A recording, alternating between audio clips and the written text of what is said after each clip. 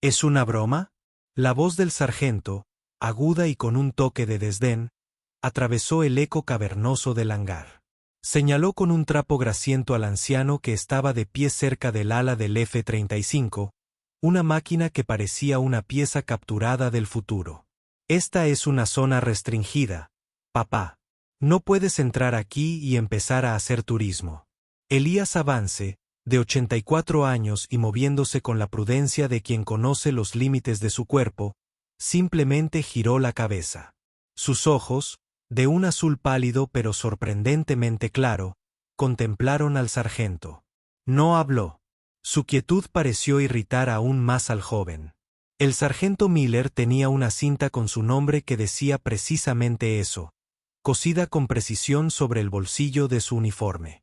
Era un hombre que prosperaba con el orden y se irritaba ante cualquier alteración en su mundo meticulosamente controlado, y este anciano con sus sencillos pantalones de civil y su desgastada cazadora era una alteración de primer orden. Les hice una pregunta, espetó Miller, acercándose un paso más. El aire olía a combustible de avión y ozono. Un puñado de jóvenes aviadores, ocupados con sus listas de verificación y rutinas de mantenimiento, hicieron una pausa, con la mirada fija entre el sargento y el anciano silencioso. Percibieron la fricción, la inminente colisión entre autoridad y silencioso desafío. Miller notó su atención y enderezó la postura, sacando pecho. Estaba actuando. Miren, estoy preparando este avión para una visita a Codell. Es una delegación del Congreso, por si no lo saben. Peces gordos, no tengo tiempo para esto. ¿Quién los dejó entrar? Elías seguía sin responder directamente a la pregunta. En cambio, su mirada volvió a la casa. Pasó una mano, delgada y apergaminada por la edad, por el frío revestimiento compuesto del ala. Era un gesto de familiaridad, casi de parentesco. Esto solo pareció enfurecer aún más a Miller. No lo vio como reverencia, sino como un toque de propiedad, una intimidad inmerecida con una máquina que el sargento consideraba suya. Oye, no toques eso. Miller ladró, su voz rebotando en el alto techo curvo del hangar. Es una propiedad de la Fuerza Aérea de los Estados Unidos de $200 millones. Tus manos sucias no pertenecen a ella. Los aviadores se estremecieron ante el tono del sargento. Era innecesariamente duro, un empujón verbal dirigido a un hombre lo suficientemente mayor como para ser su bisabuelo. Uno de ellos, un joven aviador de primera clase llamado Chen, sintió un nudo de vergüenza en el estómago. El anciano no estaba haciendo nada malo. Solo estaba mirando. Había una dignidad silenciosa en el que hacía que la agresión del sargento pareciera un sacrilegio. Miller, disfrutando de su audiencia, decidió escalar. Se dirigió pisando fuerte a un armario de herramientas. La puerta metálica crujió al abrirla de golpe. Salió sosteniendo una fregona larga de madera con una cabeza fibrosa y mugrienta. Caminó de vuelta hacia Elías y se la tendió. Primero el mango. ¿Quieres estar en mi hangar? ¿Quieres acercarte al equipo?, dijo Miller con una mueca de desprecio. Bien, haz algo útil. Le puso la fregona en las manos a Elías. El mango de madera estaba liso por el uso. Elías la miró y luego volvió a mirar al sargento. Por primera vez, un destello de algo cruzó su rostro sereno. No era ira. No era humillación. Era una mirada fugaz y distante, algo parecido a la ironía. Tomó la fregona.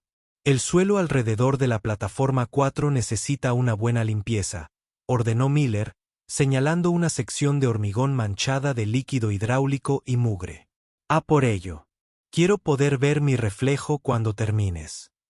Los demás aviadores apartaron la mirada, encontrando de repente sus tareas intensamente interesantes. No querían presenciar esto. Se sentía mal. Una violación de algún código tácito. Humillar a un subordinado por un error era una cosa. Esto era algo completamente distinto. Esto era crueldad por deporte. Elías, sin embargo, simplemente asintió. Sostuvo el trapeador no con la torpeza de un hombre desacostumbrado al trabajo, sino con una sorprendente eficiencia. Encontró un cubo, lo llenó con agua y disolvente de un grifo y comenzó a trabajar. Sus movimientos eran lentos pero metódicos. Empezó en un extremo del hangar designado, empujando el trapeador con movimientos largos y uniformes. No levantó la vista. No se quejó. Simplemente limpió. Miller lo observó un momento, con una sonrisa de suficiencia en el rostro. Había dejado claro su punto. Había puesto al viejo en su lugar y reafirmado su dominio sobre sus dominios. Se giró hacia su tripulación. Muy bien, me oyeron. Vienen senadores. Este lugar necesita estar impecable. Volvamos al trabajo. Los aviadores volvieron a sus tareas, pero el ambiente en el hangar había cambiado. Era pesado, agrio. El rítmico chapoteo y raspado de la fregona del anciano proporcionaba una sombría banda sonora a su trabajo. Chen no dejaba de mirar de reojo a Elías, que ahora les daba la espalda. Trabajaba metódicamente por el suelo de hormigón, moviendo sus hombros de aspecto frágil con un ritmo constante y practicado. Miller no podía dejarlo estar. La obediencia del anciano era casi más exasperante que su desafío. Quería una reacción. Se acercó, aparentemente para inspeccionar el trabajo. Ponle un poco de esfuerzo, abuelo, dijo, lo suficientemente alto para que todos lo oyeran. Estás dejando marcas. Elías dejó de fregar y miró el suelo. Volvió a sumergir la fregona en el cubo, la escupió con un giro de práctica y repasó la zona con movimientos precisos. No lo trataba como un castigo, sino como una tarea que merecía hacerse bien. Miller entrecerró los ojos, buscando otro punto de ataque. Notó una pequeña bolsa de cuero desgastada en el cinturón del anciano. Era viejo, el cuero agrietado y descolorido, asegurado con un simple cierre de latón. Parecía fuera de lugar con la vestimenta por lo demás sencilla del hombre. ¿Qué hay en el bolso, veterano?, se burló Miller. Estás tejiendo. Una bolsa de caramelos. Elías dejó de fregar de nuevo. Puso una mano sobre la bolsa, un gesto protector, casi inconsciente. Sus ojos azul pálido se encontraron con los de Miller. Solo unos pocos recuerdos, dijo, con voz tranquila pero clara, las primeras palabras que le había dicho al sargento. Las palabras tranquilas parecieron despertar algo dentro de Miller. La falta de miedo, la completa ausencia de intimidación. Era un desafío directo a su autoridad. Recuerdos. A ver. Normas de la base. No se permiten efectos personales en el área de mantenimiento. Podría ser un riesgo para la seguridad. Extendió la mano hacia la bolsa. Elías no se inmutó, pero su mano se tensó sobre el cuero. Por un tenso segundo, pareció inevitable una confrontación física. El aire crepitó. El zumbido del sistema de ventilación del hangar pareció desvanecerse en un rugido sordo. El cuero desgastado de la bolsa se sentía increíblemente suave bajo los dedos de Elías. Al extender la mano de Miller, la textura lo transportó. Ya no era el hormigón liso y pulido de un hangar moderno bajo sus pies, sino el barro absorbente de un arrozal bajo un cielo gris monzónico. La bolsa en su cinturón se sentía más pesada, su contenido un salvavidas. Dentro no había caramelos, era un espejo de señales, una brújula de botón y una solitaria fotografía dañada por el agua de una mujer con la que aún no se había casado. Recordó la sensación de la sangre de un compañero piloto en sus manos, mientras usaba la brújula para alejarlos de los restos de su fantasma derribado, el destello del espejo, mientras lo enfoca desesperadamente a una mota en el cielo que podría ser amiga o enemiga. La bolsa no era para recuerdos. Era la razón por la que tenía recuerdos que llevar consigo. Era la herramienta que le había comprado el resto de su vida. Podía sentir su peso fantasma, la desesperada esperanza que representaba, un marcado contraste con la humillación del momento. El aviador Chen no podía soportarlo más. Esto había ido mucho más allá de un simple malentendido. Ver al sargento intentar arrebatarle algo al anciano fue la gota que colmó el vaso. Dejó la llave dinamométrica con un suave tintineo, con las manos ligeramente temblorosas por la adrenalina y una sensación de ira justificada. Sabía que desafiar directamente al sargento Miller sería un suicidio profesional. Había una manera adecuada de manejar esto, una manera que lo rodeara, no que lo atravesara. Se escabulló del área de trabajo principal, trasladándose detrás de un gran puesto de mantenimiento amarillo, con el corazón latiéndole con fuerza. Sacó su celular personal, con el pulgar sobre la pantalla. No podía llamar a las fuerzas de seguridad. Probablemente se pondrían del lado del suboficial en el lugar de los hechos. Necesitaba a alguien con perspectiva, alguien que entendiera la base y su historia. Revisó sus contactos y encontró el número que buscaba. El sargento mayor Reyes, el suboficial de mayor rango del puesto de mando de la base. Reyes era una leyenda, un hombre que lo había visto todo y no había olvidado nada. Chen pulsó el botón de llamada y se llevó el teléfono al oído. Su voz era un susurro apremiante. Sargento mayor Reyes, soy el aviador Chen del hangar 7. Chen, la voz de Reyes era tranquila, grave. ¿Qué pasa? No deberías estar al teléfono en la línea de vuelo. Lo sé, sargento mayor.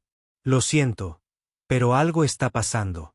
Sargento Miller, tiene aquí a un anciano, un visitante civil. Lo está haciendo fregar el suelo. Las palabras de Chen salieron atropelladas. Lo está humillando delante de todos, señor. Ahora intenta quitarle una bolsa. Chen podía imaginarse a Reyes inclinado hacia adelante en su silla, con toda su atención puesta en la llamada. ¿Un anciano? ¿Un civil? ¿Te dio un nombre? ¿Chen? Creo que sí, sargento mayor. Al entrar, revisó el registro de visitas. Creo que se llamaba Vance. Elías Vance. El silencio al otro lado de la línea fue instantáneo y profundo. Un silencio denso y cargado que le puso los pelos de punta a Chen. Cuando Reyes finalmente habló, su voz era completamente diferente. El tono tranquilo y grave había desaparecido, reemplazado por uno de urgencia fría y conmocionada. Aviador Chen, dijo Reyes con una voz peligrosamente baja. Repita ese nombre. Despacio. Elías. Vance, repitió Chen, deletreando. Vance oyó una profunda inspiración, seguida del ruido de una silla al raspar violentamente contra el suelo de linóleo. Chen, escúcheme con mucha atención, ordenó Reyes, con la voz ahora un chasquido autoritario. ¿Dónde está el sargento Miller ahora mismo? ¿Sigue con el señor Vance? Sí, sargento mayor. Están justo al frente del F-35. Que no se vayan. No dejen que ese hombre se vaya. Haz lo que tengas que hacer. Inventa una excusa, pero se queda en ese hangar. ¿Me entiendes? ¿Aviador? Sí, sargento mayor. Voy para allá. La línea se cortó. Chen se quedó paralizado un momento, con el teléfono pegado a la oreja y un escalofrío que no tenía nada que ver con la temperatura del hangar. No tenía ni idea de quién era Elías Vance, pero sabía con absoluta certeza que el sargento Miller acababa de cometer el mayor error de su vida. Dentro del puesto de mando de la base, se desató un caos controlado en cuanto el sargento mayor Reyes colgó la llamada. Póngame con el comandante de la base. Le gritó a un joven oficial en la consola de mando. Su voz resonó en el centro de operaciones, normalmente silencioso. Ahora, y ponme con el coronel Evans del grupo de operaciones y el historiador del ala. Los quiero al teléfono. No me importa lo que están haciendo. El joven teniente jugueteó con su consola. Sargento mayor, ¿cuál es la naturaleza de? La naturaleza es que una leyenda viviente está siendo obligada a fregar el suelo de un hangar por un sargento técnico idiota. Reyes bramó, con el rostro enrojecido por una mezcla de furia e incredulidad. Ya estaba escribiendo furiosamente en su propia terminal, abriendo un archivo de personal restringido. La pantalla parpadeó y una foto granulada en blanco y negro de décadas atrás apareció junto a un texto. El comandante de la base, el coronel Wayase, un hombre severo de casi 50 años, contestó la línea dedicada en su oficina. ¿Qué pasa, Reyes?, preguntó Reyes, con la voz tensa por el protocolo a pesar de la urgencia. Tenemos un problema en el hangar 7. Se trata de un visitante civil llamado Elías Vance. Hubo una pausa. Vance. El coronel Wayase repitió. No, no el Elías Vance. El único e inigualable señor. Reyes confirmó. Sus ojos recorrieron el archivo en su pantalla. Condecorado con la medalla de honor. 2 estrellas plateadas. Cruz de vuelo distinguido con 4 racimos de hojas de roble. Más de 300 misiones de combate en 2 guerras. El hombre que aterrizó un F-4 Phantom averiado en la cubierta de un portaaviones sin tren de aterrizaje y con un motor en llamas. Ese Elías Vance, señor. El silencio en la oficina del coronel era ensordecedor. Reyes oyó el leve sonido de un bolígrafo al caer sobre un escritorio. ¿Dónde está, sargento mayor? La voz de Wayase sonaba peligrosamente tranquila. En el hangar 7, señor, el sargento Miller del 33º Escuadrón de Mantenimiento le ha encomendado tareas de limpieza. Reyes eligió sus palabras con cuidado, pero la implicación era clara. Dios mío. Wayase respiró. Ya no le hablaba a Reyes, sino a sí mismo. Entonces su voz regresó, fría como el acero. Reyes, tienes la trampa. Cerradas las puertas. Nadie entra ni sale del hangar 7. Quiero que las fuerzas de seguridad formen un perímetro, pero no deben entrar hasta que yo llegue. Consígueme una imagen de la señal del hangar y comuníquese con la oficina del general Peterson por la otra línea. El oficial de 4 estrellas está hoy en esta base para la visita de Codel. Querrá saber por qué tratan a su viejo instructor de vuelo como a un conserje. Reyes ya estaba ejecutando las órdenes. El puesto de mando, un hervidero de silenciosa eficiencia momentos antes, era ahora un torbellino de actividad concentrada, con una sensación de fatalidad inminente en el aire. El nombre de Elías Vance había sido como un rayo, impulsando a toda la cúpula de la base a una acción frenética e inmediata. De vuelta en el hangar 7, Miller se sentía triunfante. El anciano finalmente había cedido, apartándose de la bolsa, aunque su mano aún flotaba cerca de ella. Miller lo consideró una victoria. Había superado la silenciosa insolencia del anciano y había salido victorioso. Ahora, el golpe final. Muy bien, se acabó, declaró Miller, retrocediendo y cruzándose de brazos. Ya he tenido suficiente de tus juegos. Eres un riesgo para la seguridad y estás siendo voluntariamente incumplidor. Vienes conmigo, señaló a 2 de sus aviadores más corpulentos. Jenkins, Smith, escoltan a este hombre hasta el edificio de las fuerzas de seguridad. Díganles que lo detendrán a la espera de una verificación completa de antecedentes y una evaluación psicológica. Creo que podría estar confundido. Los 2 aviadores se miraron, luego al anciano, con evidente vacilación. Se habían alistado para arreglar aviones, no para presionar a personas mayores. ¿Me oyeron? La voz de Miller se alzó. Es una orden. A regañadientes, Jenkins y Smith comenzaron a avanzar. Elías los vio acercarse con expresión indescifrable. No tenía miedo. Solo parecía cansado. Bajó la mano de la bolsa y apoyó el trapeador contra el fuselaje del F-35, un último y silencioso acto de rendición. Era el momento que Miller había estado esperando, la validación total y completa de su autoridad. Se permitió una pequeña y cruel sonrisa. Fue en ese preciso instante que el mundo fuera del hangar cambió. Los lejanos y familiares sonidos de la pista de vuelo se vieron repentinamente ahogados por el aullido urgente de las sirenas. No uno, sino un coro de ellos, cada vez más fuertes a un ritmo alarmante. No eran el aullido agudo de una ambulancia o un camión de bomberos, sino el chillido penetrante y autoritario de las escoltas de la policía militar.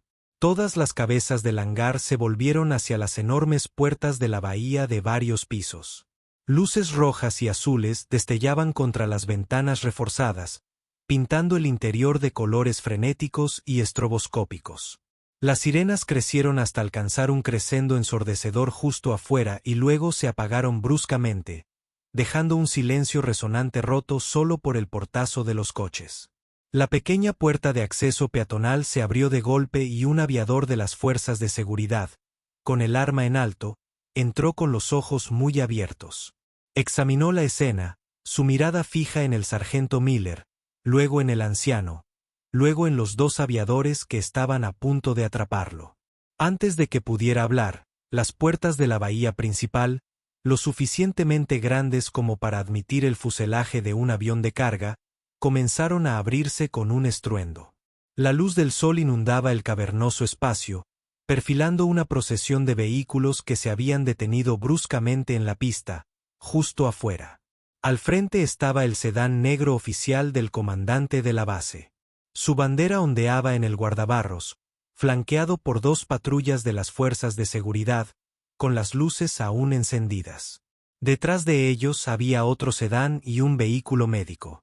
Las puertas se abrieron al unísono. El personal uniformado desembarcó con una urgencia nítida y practicada. Del primer coche salió el coronel Wayase, con el rostro convertido en una máscara de furia controlada. Del segundo coche emergieron otro coronel y un hombre con un mono de vuelo y las águilas plateadas de un coronel en el cuello. No corrieron, pero se movieron con una determinación mucho más intimidante. Sus ojos recorrieron el hangar, ignorando el reluciente avión de combate, ignorando a los aviadores reunidos y fijándose en la figura encorvada del anciano de pie con un trapeador. Los tres coroneles, seguidos por una falange de suboficiales de alto rango, incluyendo al sargento mayor Reyes, entraron en el hangar. Sus botas resonaron en el hormigón, un avance rítmico y atronador que acelera el corazón. Pasaron junto al sargento Miller como si fuera un mueble. Los aviadores, incluyendo a Jenkins y Smith, se pusieron firmes instintivamente, con la espalda erguida. El coronel Wayase se detuvo a 1 metro de Elías Vance. Todo el hangar contuvo la respiración. La mirada del coronel contempló la escena, el cubo de agua sucia, la fregona apoyada en el avión de combate y el rostro sereno y cansado del anciano. La expresión del comandante se tensó, un músculo saltó en su mandíbula. Entonces, en un movimiento tan brusco y preciso que pareció cortar el aire, el coronel Wayase levantó la mano en señal de saludo. No fue un gesto casual. Fue un saludo del más alto y profundo respeto reservado para dignatarios y héroes. Señor Vance. La voz del coronel era alta, clara y resonaba con una emoción que sonaba a asombro. Señor, en nombre de todo el comando, quiero disculparme. No tenía ni idea de que estuviera hoy en mi base. Es un honor tenerlo aquí. Elías miró al coronel que saludaba y simplemente asintió levemente, casi imperceptiblemente. El sargento Miller se quedó paralizado, con la mandíbula flácida y el rostro pálido. Su cerebro luchaba por procesar la escena. Los coroneles no saludaban a los civiles. Desde luego, no se dirigían a ellos como «señor». El coronel Wayase dejó de saludar y se giró hacia el personal reunido.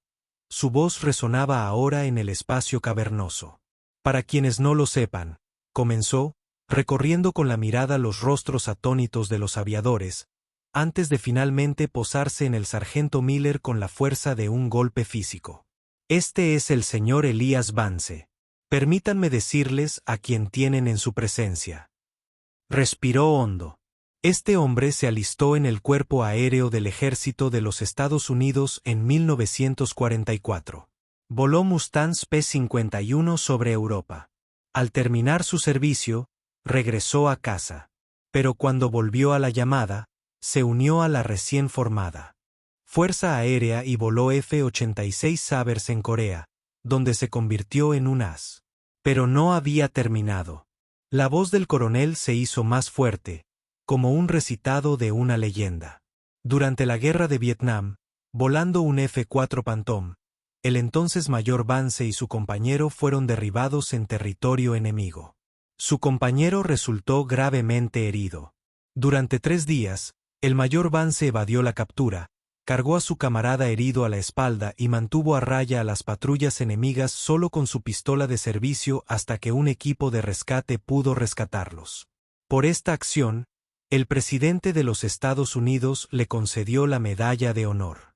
Una exclamación colectiva recorrió el hangar. El aviador Chen sintió que le temblaban las rodillas. El sargento Miller parecía a punto de desmayarse. Se retiró como coronel, continuó Wallace, con la mirada fija en Miller.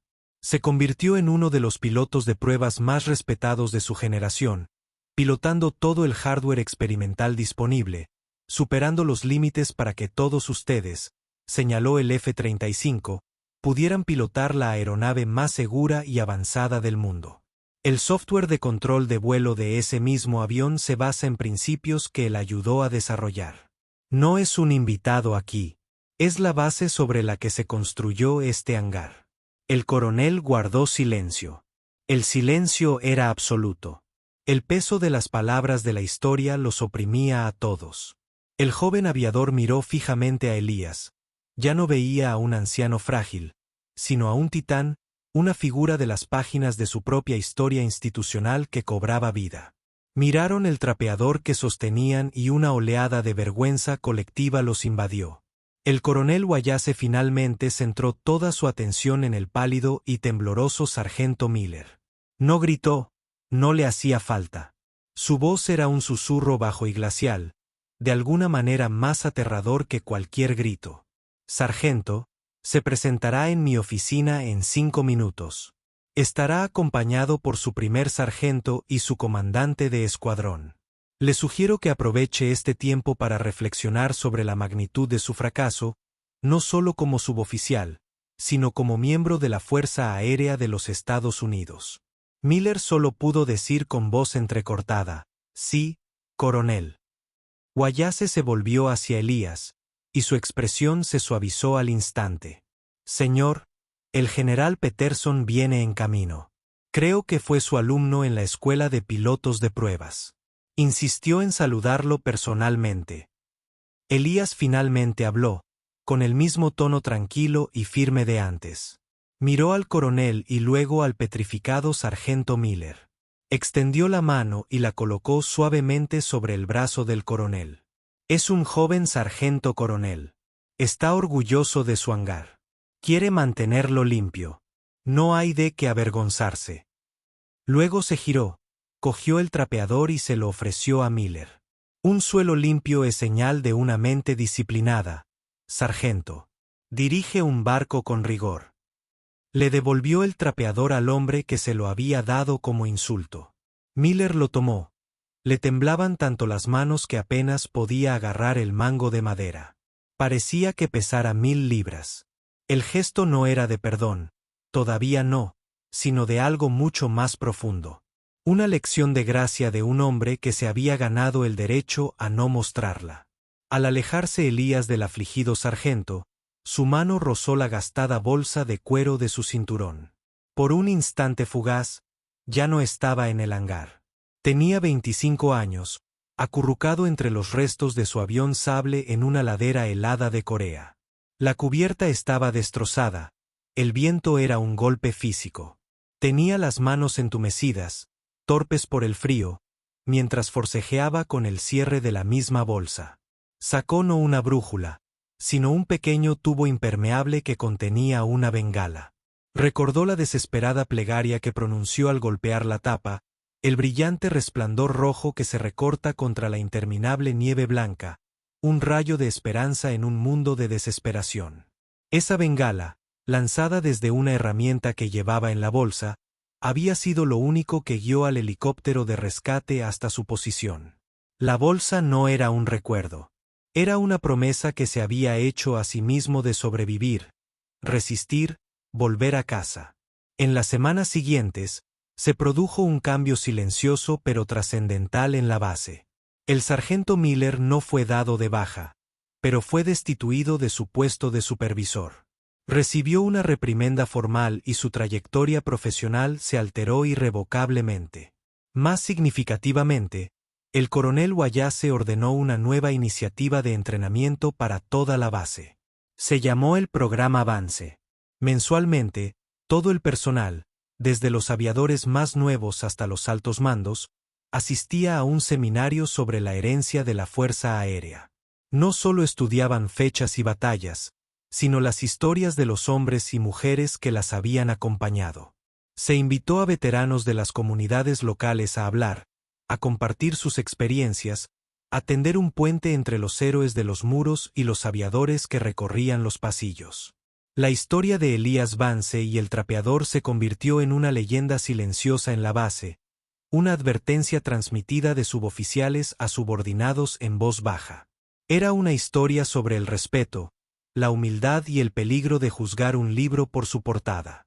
Aproximadamente un mes después del incidente, Miller, ahora trabajando en una oficina administrativa del escuadrón, caminaba por la bolsa de la base.